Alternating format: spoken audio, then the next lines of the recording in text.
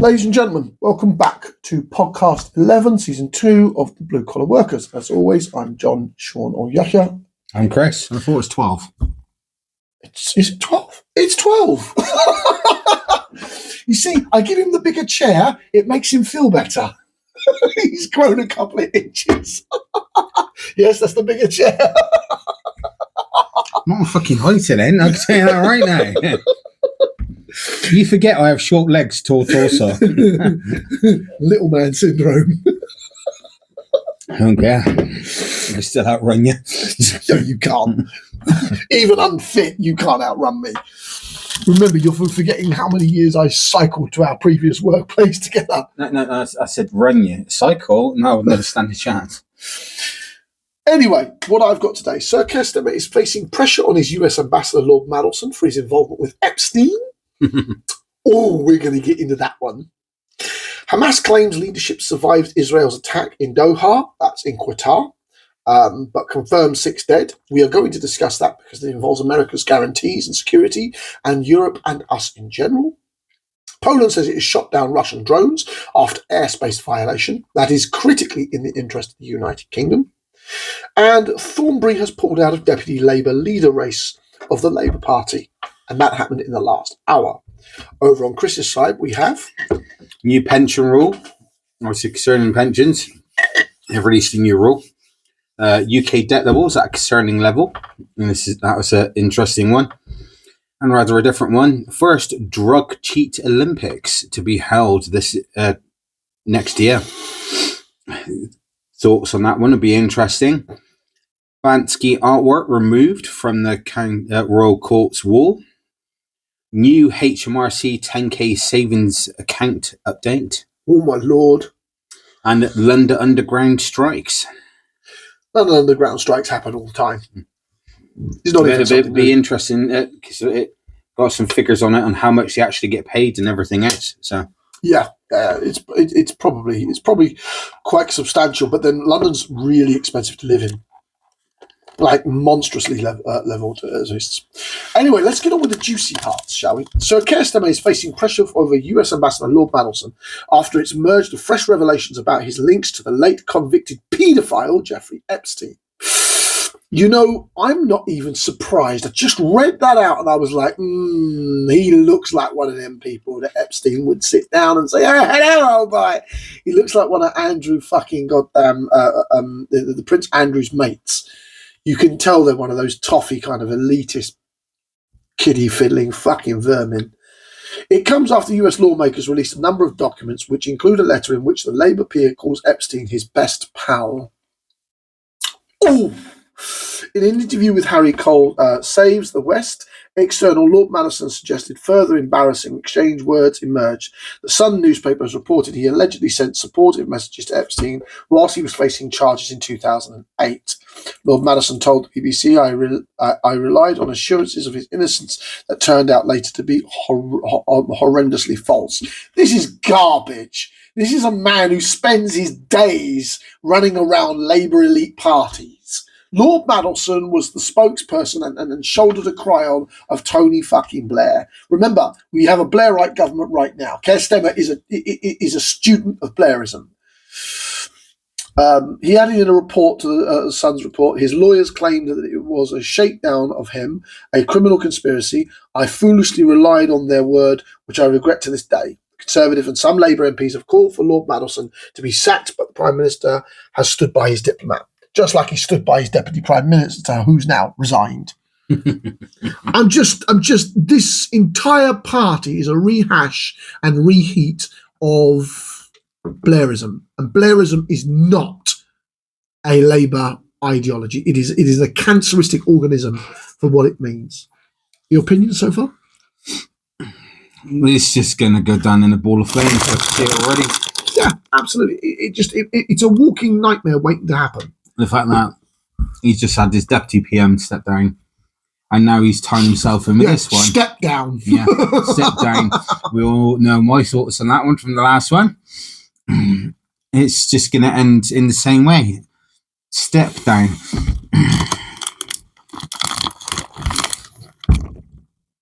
I According to the Sun newspaper, and remember, I take the Sun and any right-wing press at a pinch of salt, but when it involves elitist scumbags like Mandelson, I'm tending to lean on that they might be telling the truth. According to the Sun newspaper, Lord Mandelson allegedly told Epstein to fight for early release. Shortly before, Epstein was sentenced for 18 months in prison for soliciting prostitution from persons under the age of 18. How many months in prison? 18 months. Remember, he was Epstein. He was bumped off. Everyone knows he was killed because of the people he was connected to. He was killed, mate. He was absolutely iced. Speaking to Harry Cole earlier, Lord Mandelson admitted he had continued his association with Epstein for far longer than I should have done. At the Prime Minister's questions on Wednesday, 𝐼𝐸 said Lord Mandelson had repeatedly expressed his deep regret for his relationship with Epstein, who died in 2019 whilst awaiting trial on sex trafficking charges. Senior Trump administration officer told the BBC the White House is continuing to work together with Lord Mandelson on a whole range of issues, despite the fury surrounding his relationship with Epstein. Lord Mandelson spent almost an hour with the US President Donald Trump in the Oval Office on Tuesday. Trump's in those lists as well. Trump is in those Epstein lists. This is why they're doing so hard work to hide what they're doing. He's in that mess.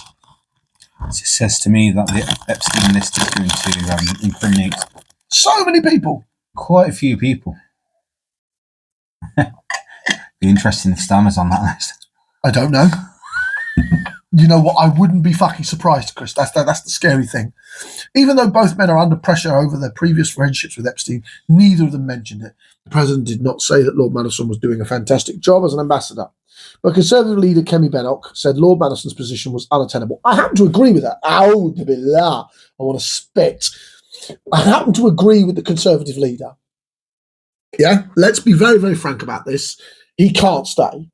It's come out that he's been just before his sentencing asked for early release of Epstein. He knew he was guilty. If he knew he was guilty, why was he still associating with him? In a post on X, 𝐵enock said Lord Mandelson needed to be fired now in response to the Sun's report about the diplomat's links to Epstein.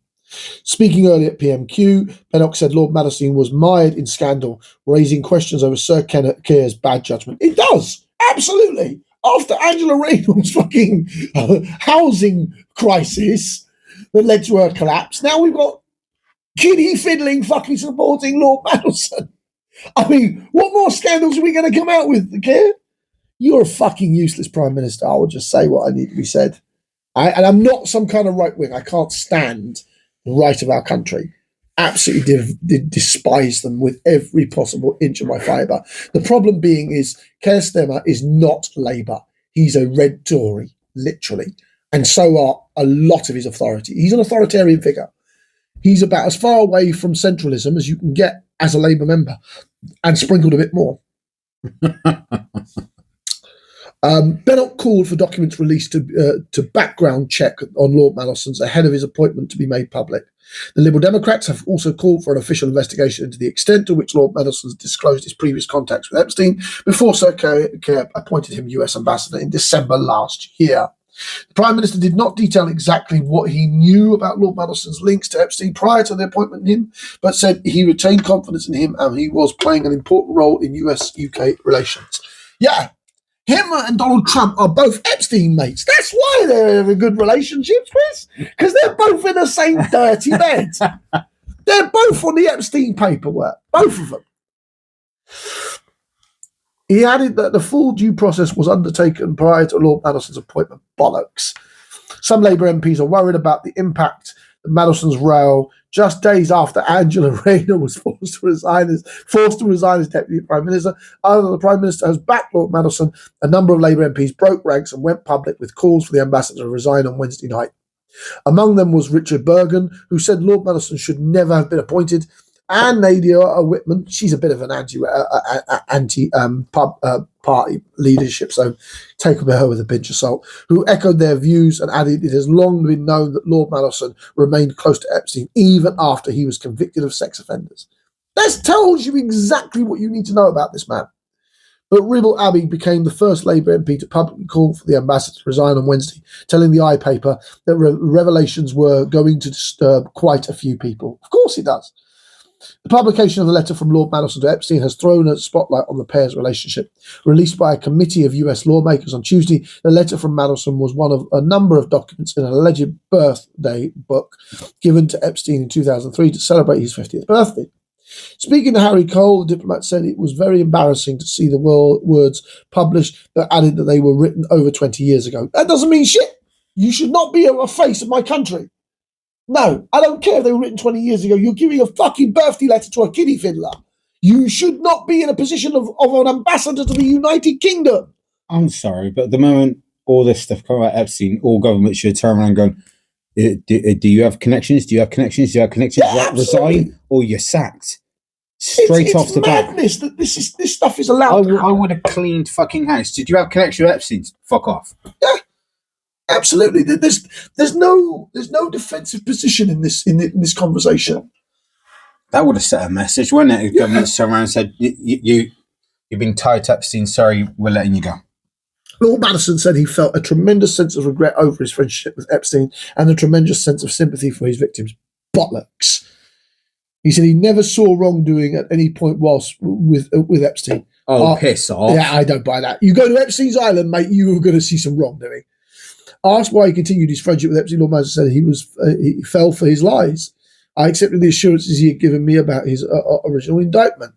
His original crime case in Florida. Like very many people, I took at face value what he said.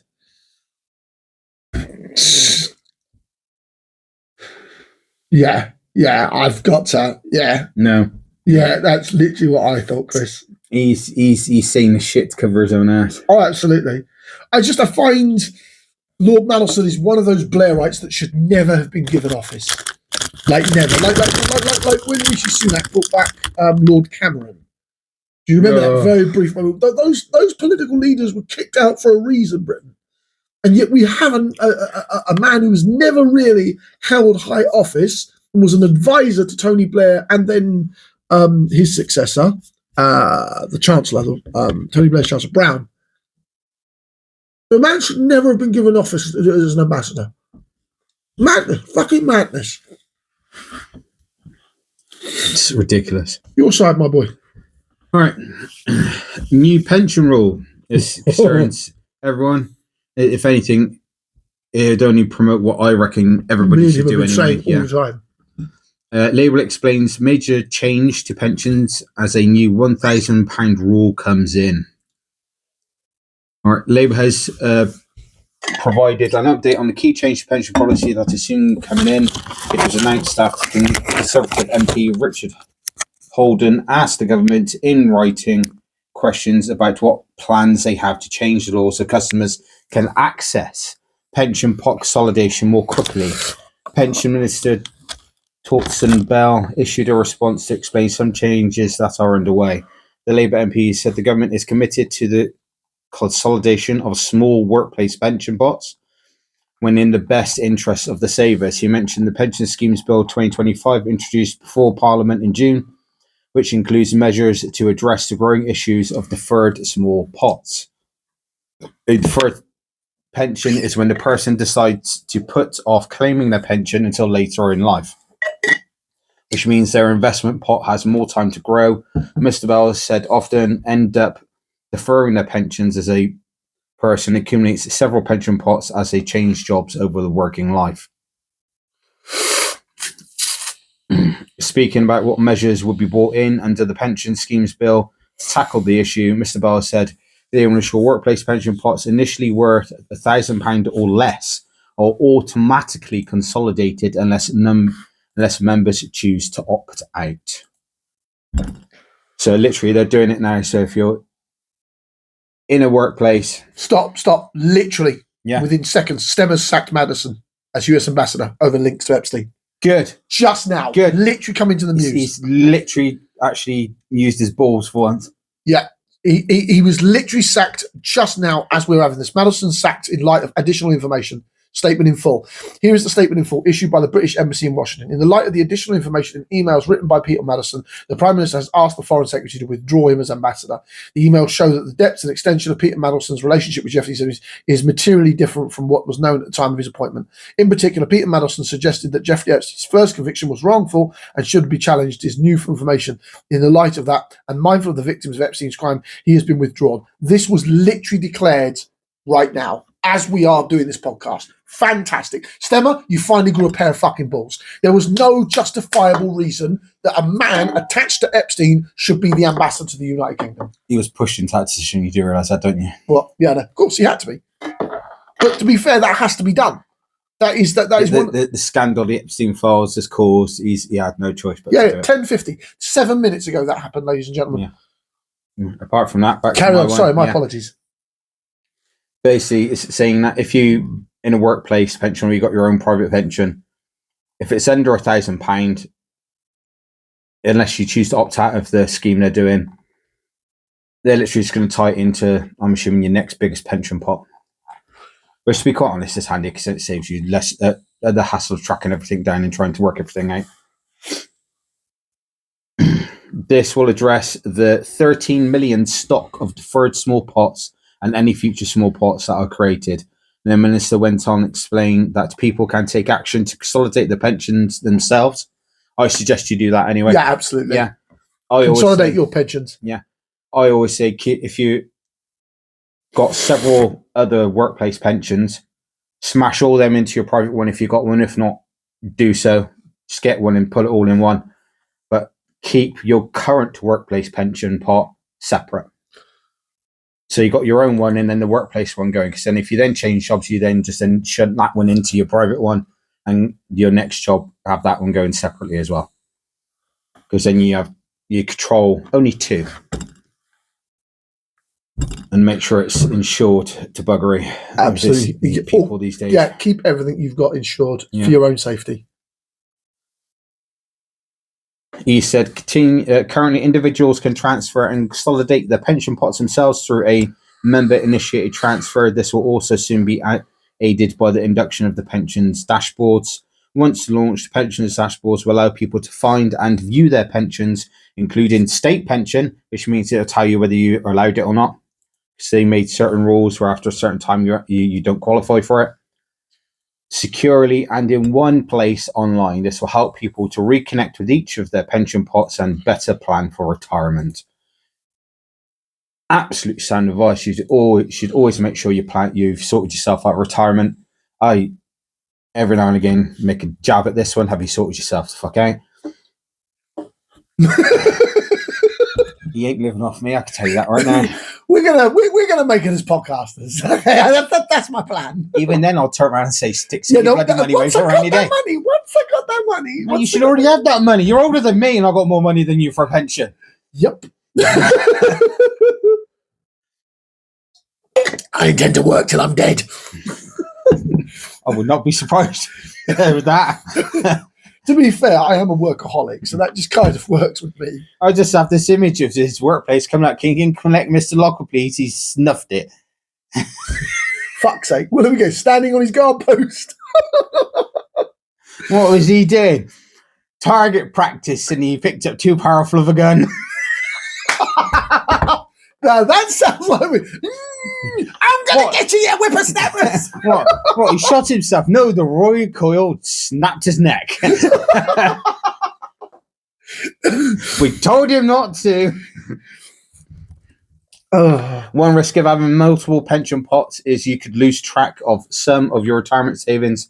A study last year by the Pensions Policy Initiative found on the average pension pot is worth £9,500, raising to £13,500 for those aged 55 to 75. The government website has a tool you can use to try and find the correct details of your provider of a pension you have lost track of. I can tell you now, I've used this tool. And I've based it on a case if you didn't know where it was from and where you did know. I can tell you now, if you knew the name of your pension company, you'll find it like that. If you don't, good luck. Best off going along and getting like Pension Bee or someone like that to help you track down your stuff. Yeah. I think that's some wise. I have consolidated, because of your nagging, I have consolidated almost all my pensions. My pot is still state level, though. That's the important factor. It's not, I haven't got anything extra that I've put aside. So I've consolidated all my state stuff in and all my jobs into one area. So I've got it all collected in one, sat on the side. So yes, that has been done. Good. To some degree. You need to push yourself above stateside.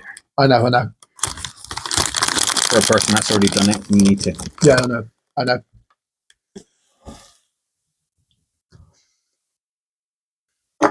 And I tell you what, and that's becoming increasingly harder and harder to do with the rise of the bills. Yeah, no, it is. It's mad. Having the cost of living right now is just absurd.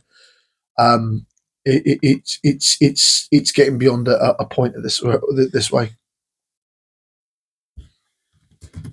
You got your next point ready? Yeah, absolutely. Go ahead, mate. I'm doing something for our own business. I'll do the next one. UK debt levels at a concerning level. Oh, yeah. Are they talking about our debt level as people, or are they talking about country debt level? National debt levels. Bloody hell. Yes. These are one of Chris's personal hates. Why do we have this level of debt with a small country? And I literally was like, what the fuck? Yeah. UK should be very concerned about the debt levels, it says Lord King. British should be very concerned about the mounting level of national debt, Lord King has warned. The former governor of the Bank of England said the UK is not in a comfortable position. In the wake of the financial crisis and the pandemic, borrowing to cope with those emergencies set the national debt soaring from 575 billion, which is, if you people know this, 36% of the GDP in 2027, to 2.9 trillion. Yeah. That's or bad. 96% of the GDP. So it's literally almost all of the GDP today, despite Conservative and Labour promises to bring debts down. All right, so let's just put this into consideration. It didn't bring it down. It times it by 6. That is disgusting. Yeah, absolutely. But what the fuck? Is that just through Labour's government, or is that... No, that's Conservative and Labour. Yeah, of course. We've had 14 years of Conservative mismanagement. Conservative and Labour promises. Absolute mismanagement by the Conservative Party. So, COVID has apparently... we've got to excuse COVID. No, we don't. That's the moment where you should take into a stock of how much money you're spending. Yeah. As a result of this, there is little room to deal with any future crisis. If there were to be another crisis, government would cope with it, but it would come at a cost, at a much larger rise in the ratio of debt to GDP, and we would see interest rates go up to offset that. Lord King told the Lords Financial Services Regulation Committee higher borrowing costs would in turn worsens government's financial black hole, as it is forced to pay more interest on its debts in a vicious spiral.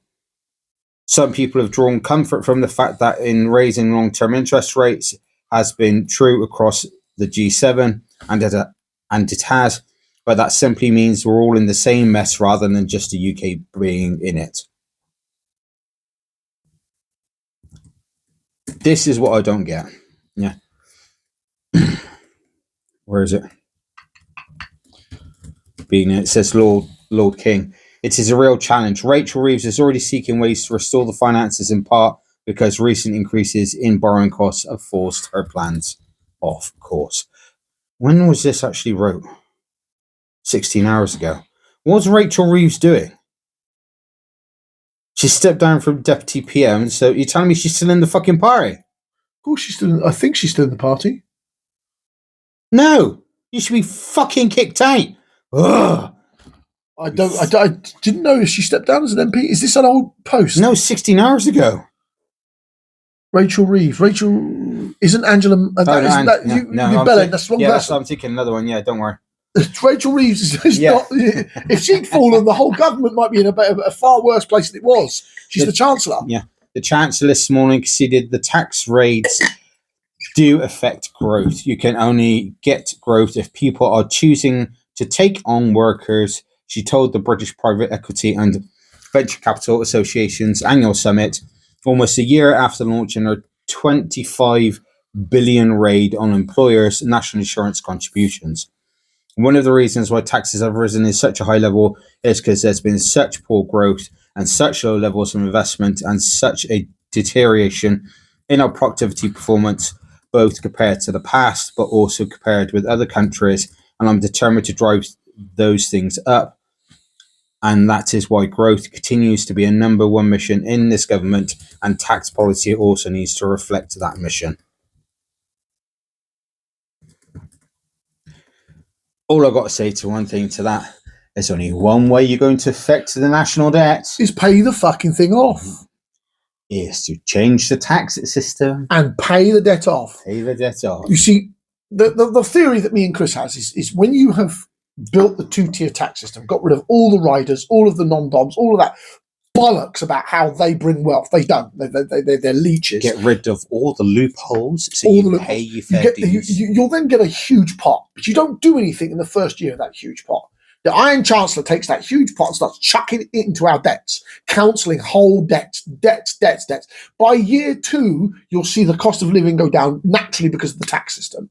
By year 3, you will start to actually feel like you're living again. Your taxes are down. You as a Briton under £1 million pay one single tax. The people over £1 million pay another single tax. That's it. That's just it. And once you have done that, you will see all of the problems in Britain has coming down. The idea of 6-7% tax by Conservatives is mind-blowingly mad. Absolutely mad. I was watching a post on, I don't know, TikTok isn't generally an adult kind of thing, but I tend to be in the political sphere of it. And there was a gentleman talking about, even if the Conservative or Nigel Farage gets back in, that wank state, and brings back the taxes to around 6-7%, nobody's going to come out. They're going to stay in islands where they can travel freely across Britain. Motherfucker, no one should be getting a 6-7% tax. No one. No one on this island should be paying only 6-7% tax. Absolutely no one. We are a developed country. If you wish to have access to our facilities, our society, and our nation, you will pay a healthy tax if you have over £1 million. If you are non-domicile, you don't get to invest in the UK. That is a very key. If you wish to be a multi-millionaire controlling and holding assets here in the UK, you cannot be a non-domicile. Do you know what I'm saying? People who own that kind of level of power should live on this island. Do you know what I'm saying, Chris? That's literally what I'm saying. Yeah, literally. So outside forces don't control what's going on. Exactly. Because that's where we have all of our problems. That's how we have politicians that are bought and paid for in Parliament right now. That's where you turn around to make sure if you want to invest in a country, you pay the tax, but you have to be here 75% of the time. So 9 months out of the 12, because obviously you've got to allow holidays. Yeah, of course. Of course. So, if you're going to be investing vast amounts of money and you're not a national, you have to be a national. You have to be here at Britain. You have to be I think the entire idea of non-domicile is morally bankrupt. It allows people to completely dodge tax. Yeah. So literally, by the sounds of it, the entire world's screwed, let alone us. That too. That very much too. I watched it, literally, no joke, I watched a short meme clip where they're taking a piss out of it, but they're literally stating facts as well, where people were borrowing money from other countries for that and they were doing the vice versa, and it was like, how are they going to pay this back? And they couldn't answer the question. So I'm literally just thinking, well, if we all owe each other stupid amounts of money, yeah, how hard is it to turn around and go, well, I'll wipe your debt off if you wipe our debt off? I know, mad. Because then that sets the counter back to zero, which should be a far better position to start off. Yeah, but debt is used as a financial means by these people, Chris. Debt is used. Rich people, I've heard someone say it. Rich people use debt as a means to make more money. Means to make more money. Yeah. Because you're paying the interest rate, which goes in their pocket. Because they've lent you the money.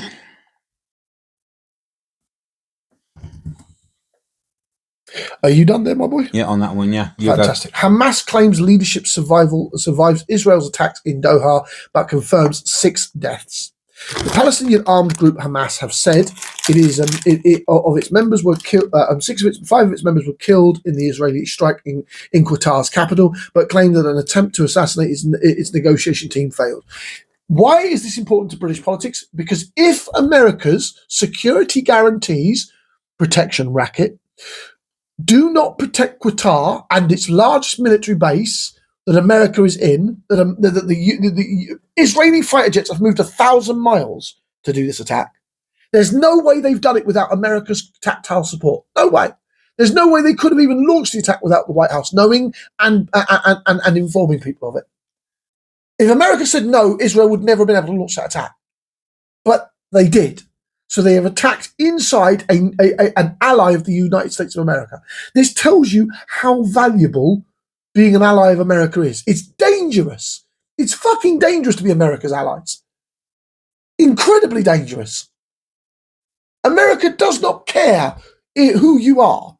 And if Israel's allowed to attack Qatar, a neutral country, doing diplomacy, trying to end the conflicts in the Middle East, who the fuck else can Israel attack? Turkey? Everyone. A NATO ally? Italy? Spain? Ireland? What happens if Israel decides it doesn't like the way Ireland talks about it and fires missile jets at them? Is America going to protect that? This is why America... That would cause World War III. This gives you a very clear indicator. Probably wouldn't, Chris. The scary thing is the French, German and British politicians are fucking spineless. Absolutely fucking spineless. Do not think for a moment that your beloved Nigel Farage will lift a fucking finger if missiles were to land from Israel attacking political opponents in, say, Ireland. They wouldn't. Or Spain. Or Portugal. Being a NATO member now is absolutely, security-wise, useless. And I know that's a scary thing to say, and this is why I'm mentioning it. I would respond in a way most people wouldn't think. Israel's Prime Minister Benjamin Netanyahu said the strikes were fully justified because it targeted senior Hamas leaderships who organised the 7th of October 2023 attack on Israel, which triggered the Gaza war. This is bollocks. Right, These are diplomats in Qatar. Hang on. If they had proof of that, why didn't they just send it to the people that they were hosting the things of so they can then get arrested? Arrested and expelled because they don't have any proof. The Qatarians would not sit down with people actually organising terrorist acts, okay? Because they're a political military ally of America. This is mind-fucking blowing shit. So basically, they were just trying to get one up and trying to take something off the table which is detrimental to their cause. No, detrimental to Benjamin Netanyahu's interests. Specifically the Prime Minister. Yeah. Because this doesn't serve even Israel or America's interests. It serves Benjamin Netanyahu's interests. Derailing any peace negotiations destabilizes Israel's current super right-wing government, which is absolutely insane right now. It doesn't. If you're able to negotiate a peace deal and successfully enact it, doesn't that mean he then comes out of power? Yeah, because his emergency power acts end, and then he can be charged, and his own country wants to arrest him. Ignore the international stuff. His own country wants to arrest him for corruption charges. So he's doing anything to remain in power, including bombing an American ally. Based on that info, say, for example, he turned around and attacked Ireland, I would literally send one message to Israel if I was in charge. Hand him over, or you're all gone. Yeah. You have to... Straight off. I would turn around and match it with pure brutality. Hand him over, or Israel's gone. Yeah, because that's the language you need to talk. You have to... Because that's the only way they'll understand it these days. Because the only way they get stopped is if someone is willing to militarily stand up to them. Stick me in charge, I will. I won't care. You know me. No, you'll be on the on the floor. I'll be the one standing in the thing giving commands. You know me. Qatar condemned the Israeli attack, calling it cowardly and a flagrant violation of international law. The Gulf state's interior minister said one member of its internal security forces were killed and others were injured, without mentioning any Hamas casualties. The White House said the US President Donald Trump believed the incident was unfortunate, but the eliminating of Hamas was a worthy goal. Motherfucker, they're trying to commit to peace! Dozy fucking bollock. Qatar is a key US ally in the region that is located on a major US airbase. If your alliance with the superpower does not protect you, why are you allied to them in the first place? It has hosted Hamas political bureau since 2012 and has served alongside with the US, Egypt as mediators in indirect negotiations between groups and the group and Israel. Witnesses in Doha said that they heard as many as 8 separate explosions on Tuesday's afternoon, with plumes of smoke rising above the city's northern Qatar district. The strike hit residential buildings housing several members of the political bureau of Hamas, according to Qatari authorities. Within minutes, Israel said it was behind the blast. The Israeli Defense Force and Shin Bet Internal Security Service said in the statement that they conducted a precision strike at target at senior leadership of Hamas. Later, Netanyahu, Defense Minister of Israel, 𝐬𝐮𝐬𝐫𝐿, said Israel's security forces have been ordered on Monday to prepare for a possible strike after the murderous attack in Jerusalem and Gaza.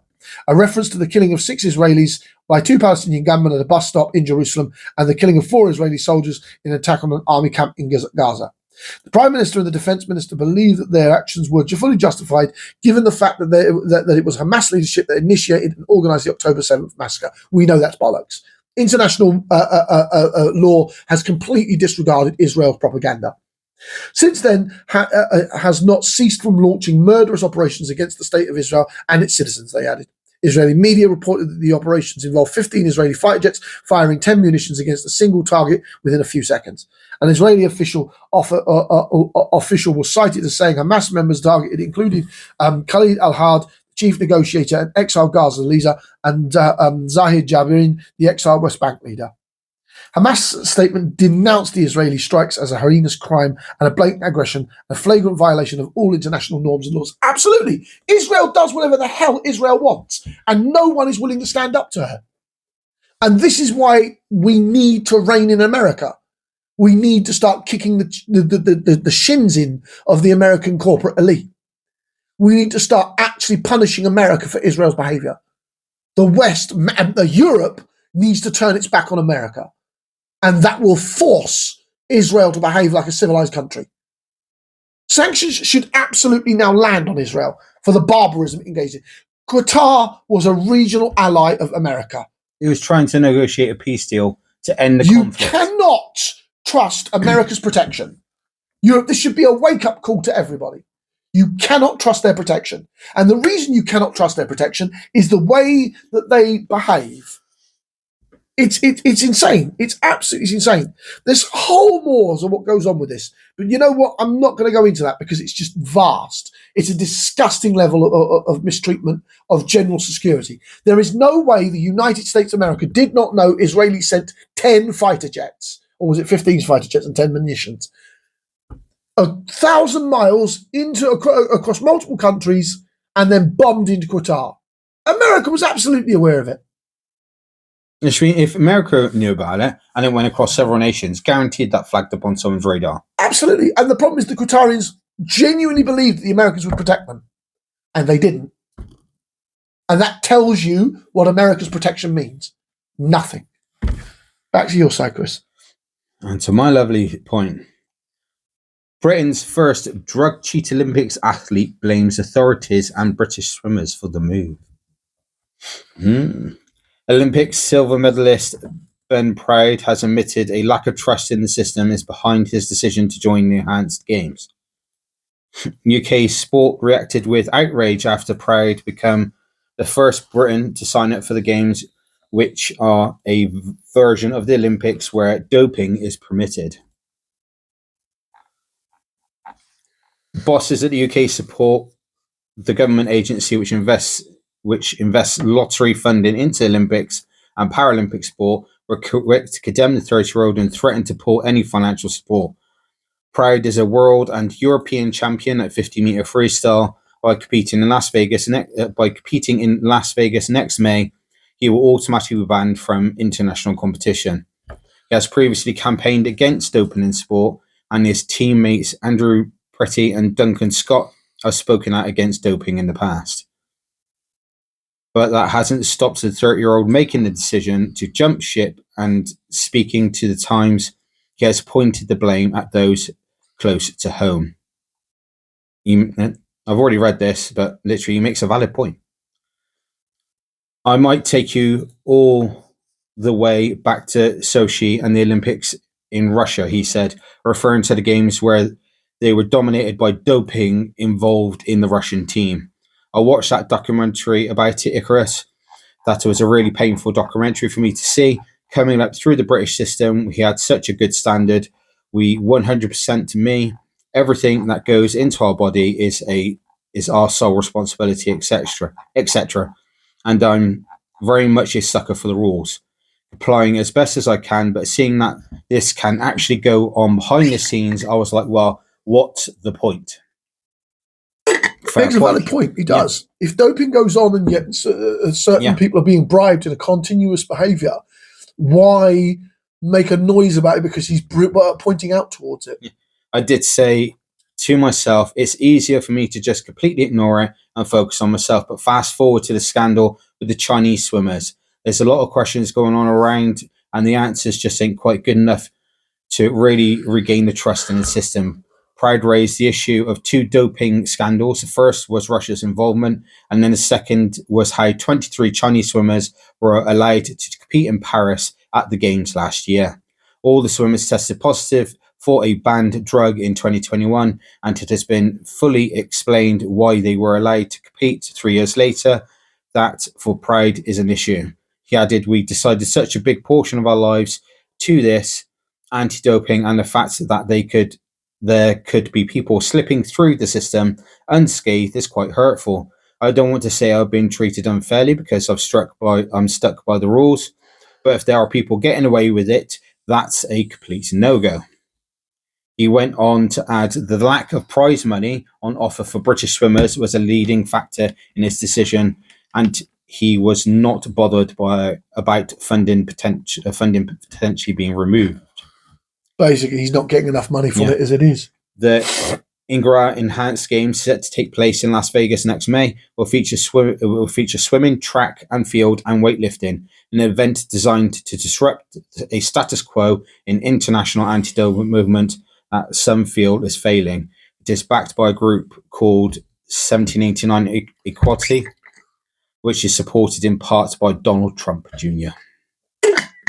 Ooh, I'm a bit suspicious about that if Donald Trump Jr. is involved. It has obtained funding in the double-digit millions, according to the founder, 𝐼𝐮𝐬𝐫𝐿𝐵𝐿. Athletes will compete for up to $500,000 in purses per event, while bonuses are starting at $250,000 for those who break records. Now, I know for a fact people don't get that type of money in the Olympics. They don't. So literally, if you compete in the enhanced games, in an event, you can get up to $500,000 per event, and if you start breaking records, you get an extra bonus of up to $250,000. I'm sorry, but who fucking wouldn't for that money? I can see the reasoning. Yeah, I can. But to be fair, doping's a dangerous game because it can leave you. Even the controlled level of doping these days, and how enhanced drugs are very, very careful. It's still dangerous to use them. Concerns have been raised over the health of those taking part. With the World Anti-Doping Agency banning it dangerous and irresponsible. Travis Tuggate, chief executive of the US Anti-Doping Agency, described it as a clown show. A BOA spokesperson said, we remain vehemently opposed to what we believe to be a cynical and dangerous event. Absolutely. No, it is. And to be fair, it can have detrimental effects. That's why they've made the prize money so eye-wateringly good, Chris. Yeah. Because yes, there will be a lot of betting and gambling going on about it. That's how they'll recover their money. They've smashed the entire ethics at this point because they're basically saying, look, we're going to take doping back. So there's going to be gambling. It's in Las Vegas. You can guarantee it's going to be gambling involved in it. I think that they raise good arguments about why the anti-doping system is flawed. Well, it clearly is failing. Because in fact, if we've already had the Russians do it, and then the Chinese and they've both been allowed to compete, and they've both basically got away with it, or only been slapped with a small fine or whatever, and it's still going on. That means there's an issue within the system. If you want non-doping to, if you don't want doping to happen in the Olympics, if you've been tested positive for the drug, you should be just a straight-off lifetime ban. Yeah, absolutely. Yeah. And again, this should be a standard thing, but because China and Russia are massive influences in these international sports events, they don't like the idea of having lifetime bans for their elite athletes.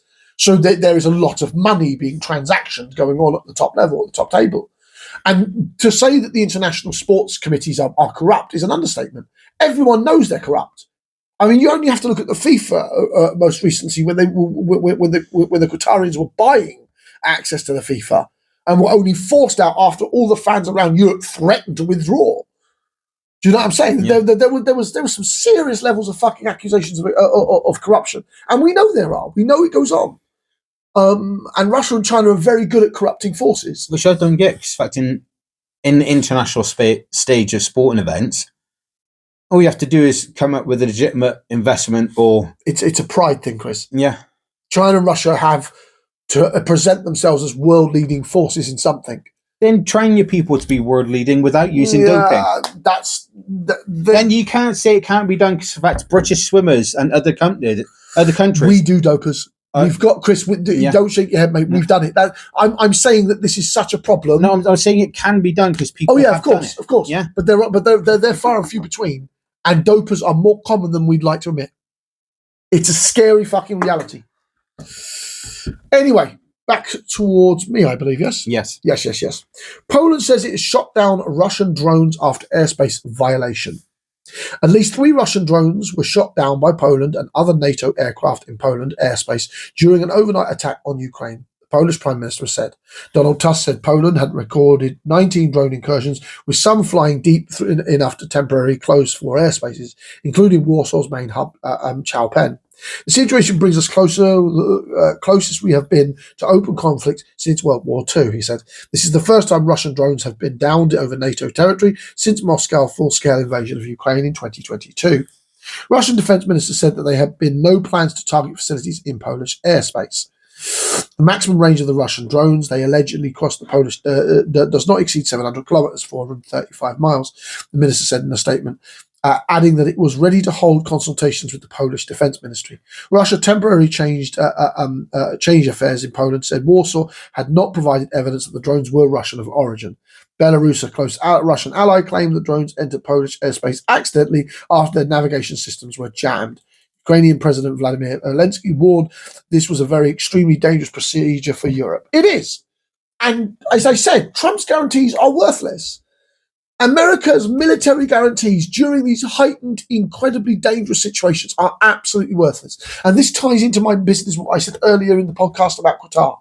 If America is not going to protect one of its most important military allies in the Middle East, in terms of naval airbase, from Israel, what makes any of you Europeans think that America is going to protect you from Russia? We're going to have to protect ourselves from Russia. And Poland, it is Poland that's got a massive army now. Massive army, but the fact of the matter is that they've shot down the drones. They've shot them down. But this is Russia testing the water. It's very clear. Which means, I'm not going to lie, if Russia turns around and tries to invade Poland, it's just going to incite the rest of Europe. Oh, no, it's guaranteed. I guarantee you, Germany, France, Britain, we will not allow Poland to be invaded. It's a red line. It's a major red line. We'll all turn around, and then America will go, why are you doing this for? Blah, blah, blah. And we'll turn around and say, fuck you. Yeah, I mean, that's the reality. The president is playing with world fire. He really is. Ukraine Defense Minister my apologies, I don't speak Polish, so I am terrible at that. Defense Minister 𝐦𝐨𝐫𝐞𝐿 told BBC Radio 4 World tonight, this is a moment when NATO allies, European civilization, realise that the world is changing and that Russia's aggression on Ukraine territory is not just between Russia and Ukraine. This is part of a global Russian strategy. US President Donald Trump wrote on social media platform Truth Society on Wednesday, what's with Russia's violating Poland airspace with drones? Here we go. So even he knows Russia's. But the point is, Chris, that's a very ambiguous statement from a man who should be protecting his allies. Additionally, Polish lawmakers on Wednesday, Tusk said 3 or perhaps 4 drones were shot down overnight. He said Poland authorities have no information suggesting anyone was injured or died as a result of the Russian action. The fact that these drones, which posed a security threat, were shot down changes the political situation. I have no reason to claim we're on the brink of war, but a line has been crossed and it's incomparable, more dangerous than before. Interior Minister spokesperson, bloody hell, Polish language, Caroline Galecki, said on Wednesday evening that authorities had found 15 drones. Most have been located in the eastern Lublin region, bordering Belarus and Ukraine. 5 have been discovered in central, western and southern Poland, much further from the border, they added. Tusk also said he had sought to invoke Article 4 of NATO treaty, which formally states urgent consultation with the 32 members alliance. Tusk has basically pushed for Article 4, which means he's now going to be talking to 32 other military allies. Russia is provoking us. It is very, very clear to this day. Russia and Israel are the two biggest problems we as the Western world suffer today. And if you don't think Israel's aggression and Russia's aggression aren't linked towards America's inability or unwillingness to rein in warmongering behavior, you are deeply, deeply delusional. Absolutely delusional in these situations. Poland is the benchmark. If Poland is invaded, Europe is going to war. Now, I'm not saying that Poland is going to be invaded, but I'm saying that this is a major military step. This is a benchmark that is being done. Russia is testing NATO's patience and ability.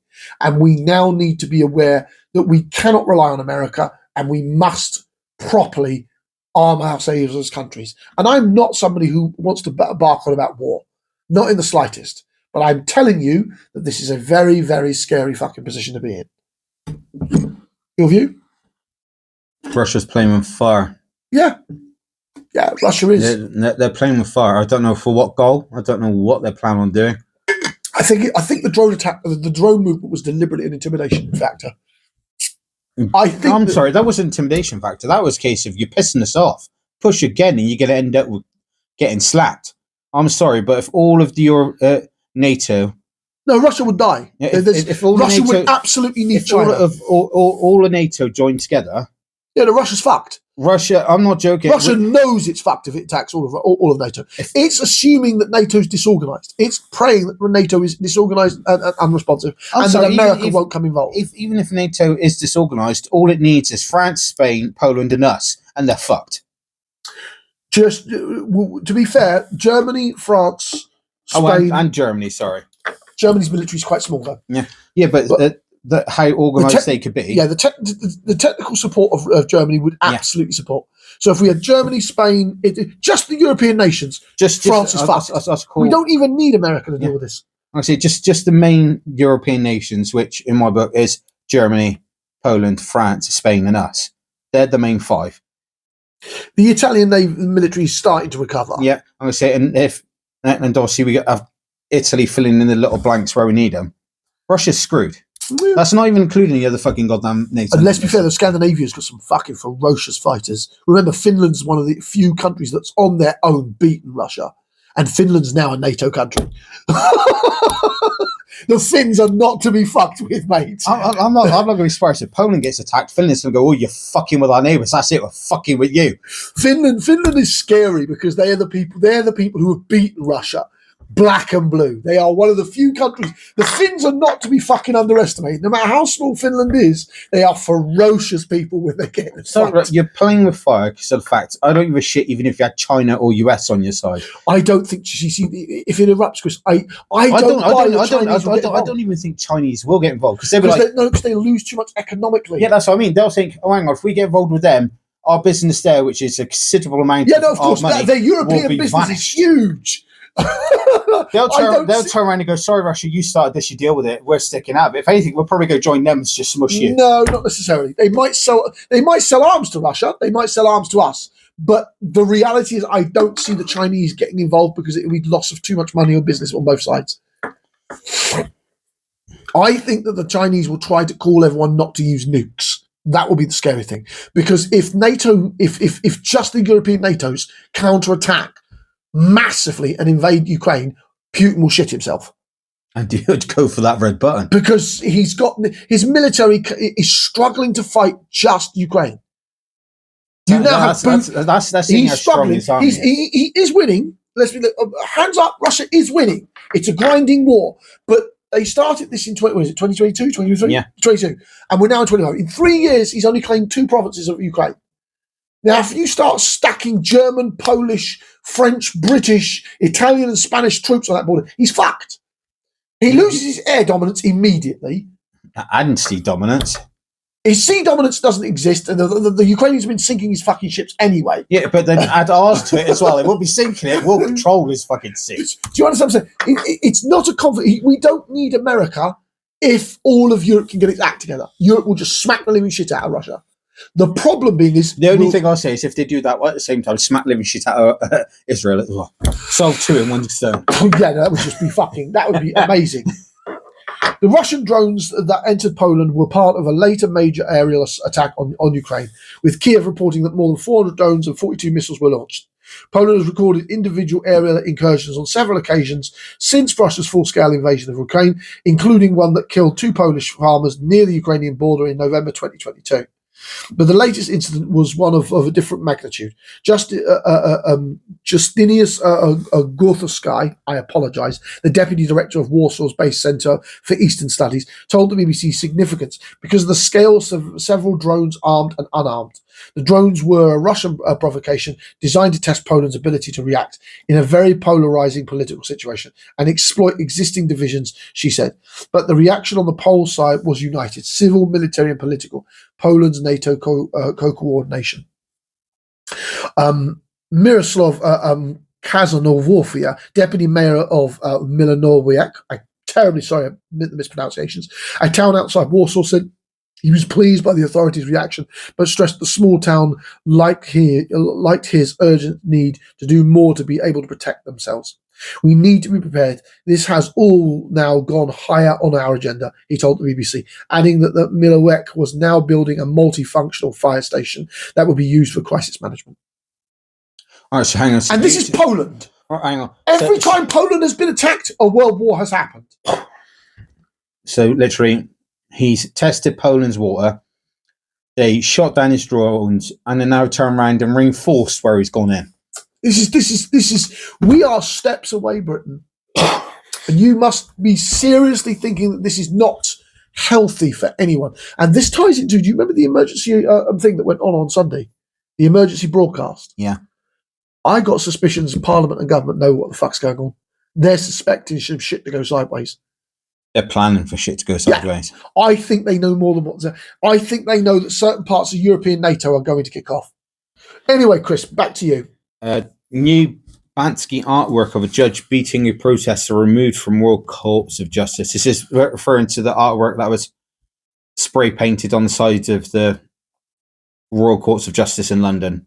I'm not sure if anyone's seen it. Just if you haven't seen it, please go look it up online. It's very, very justifiable. Yeah.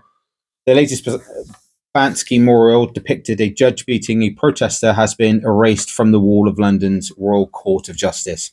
Unlike many of the exclusive artists' other works, often carefully removed for gallery display or sold for millions, their latest piece was scrubbed from the historic building on Wednesday.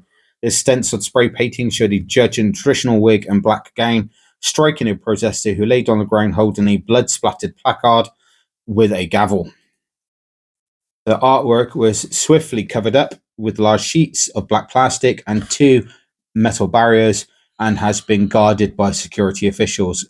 Court administration ordered its removal, stating the 143-year-old Gothic revival-style building is valued for its historical significance and must maintain its original character.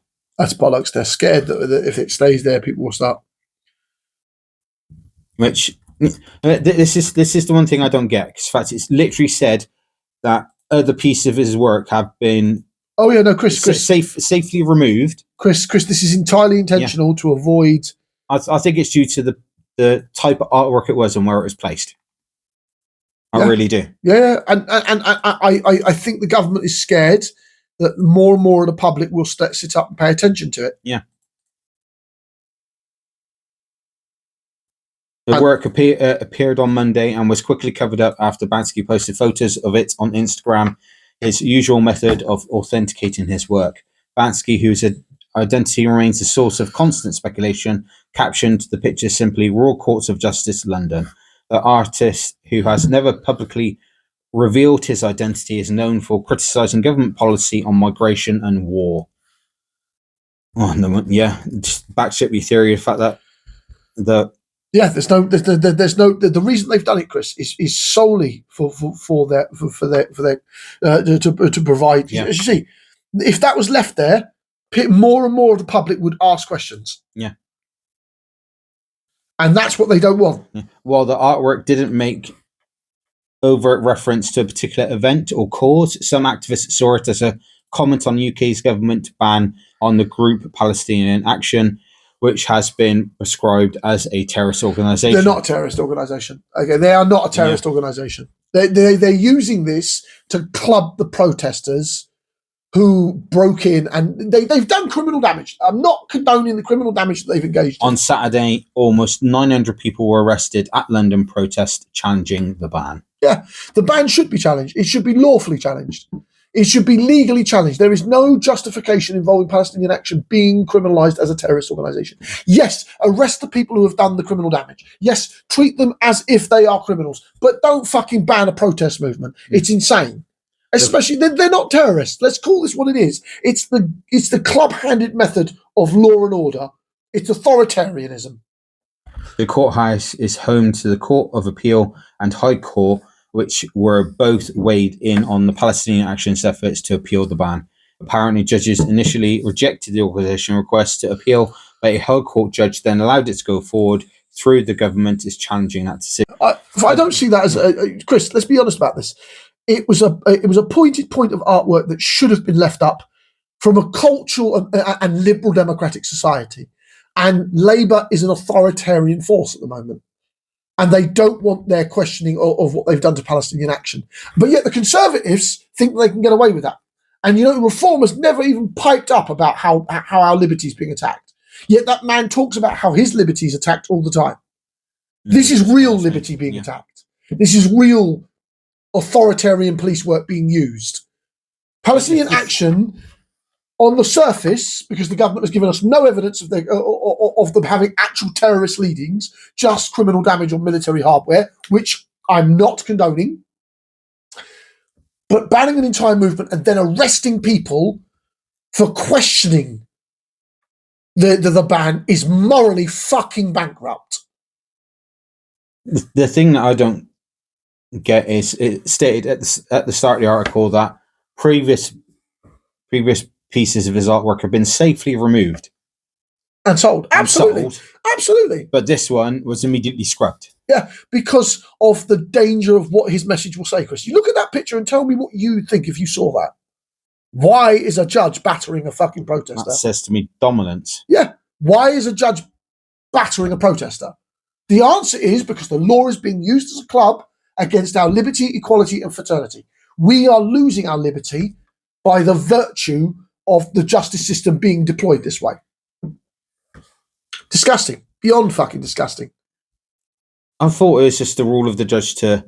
No. The judges are being used for that. No, I was going to say, I thought that it just my general perception without any outside influence of anything else, I thought a judge was there to initiate the proceedings and rule on absolutely. ruling. So hypothetically speaking, the government says me and you are terrorists and we continue doing what we do, the judges would then arrest us on terrorist laws.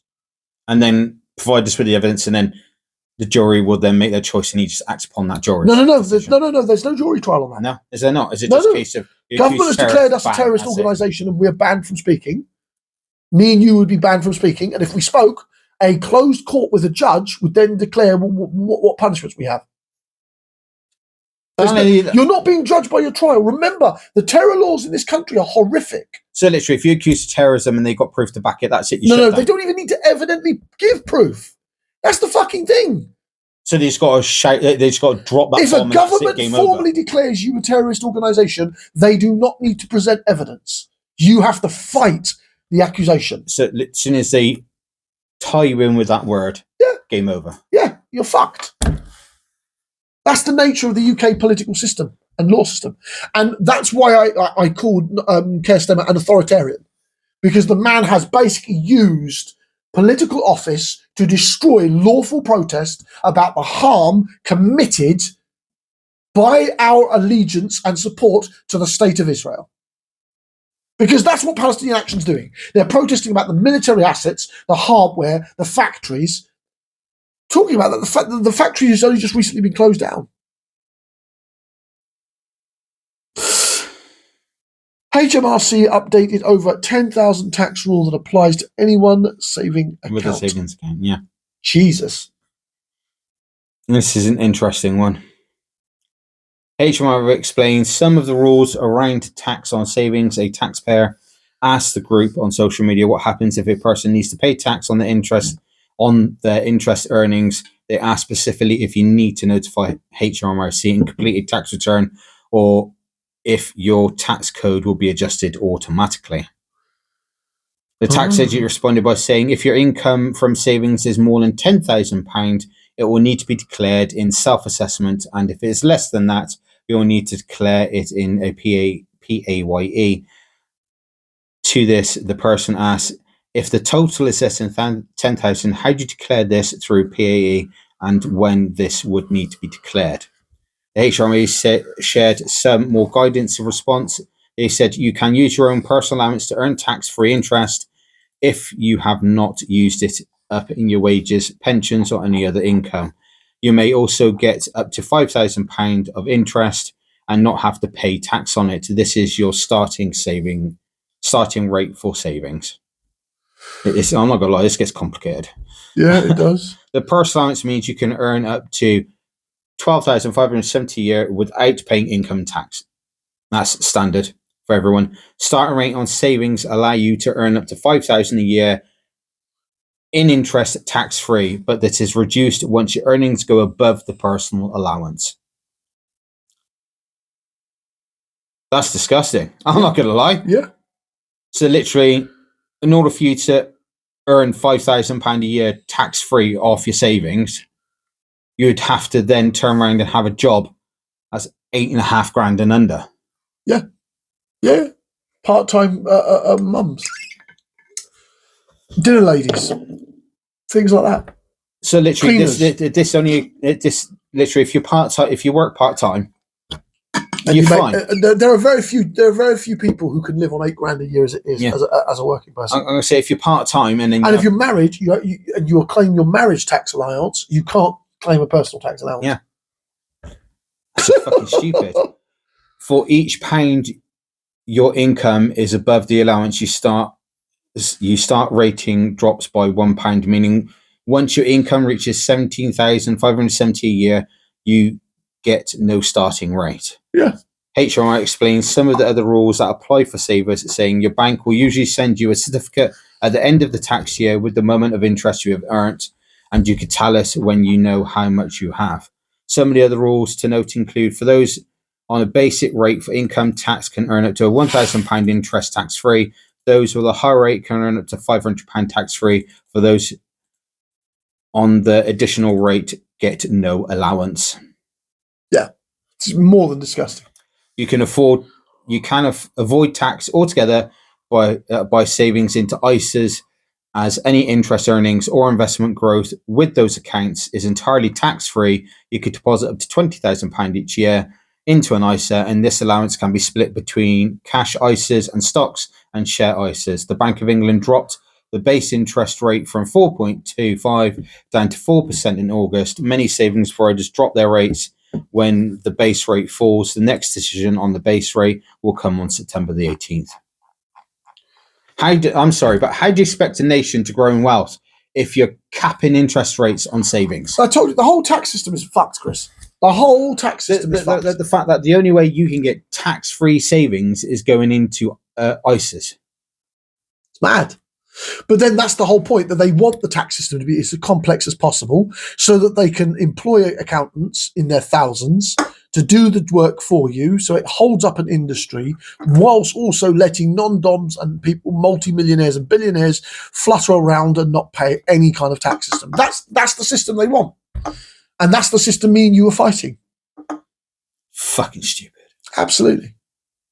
I think I'm going to leave the Thornbury pulled out of Deputy Leader, Labour Leader. If you want to have a look at that, look it up. I think that's an excellent point for us to wrap up today. We've covered a lot of topics. We are very much concerned about what's going on in the world. As always, if you've reached to the end of this podcast, we thank you, as always. I'm John, Sean, or Yucca, depends on who you're asking.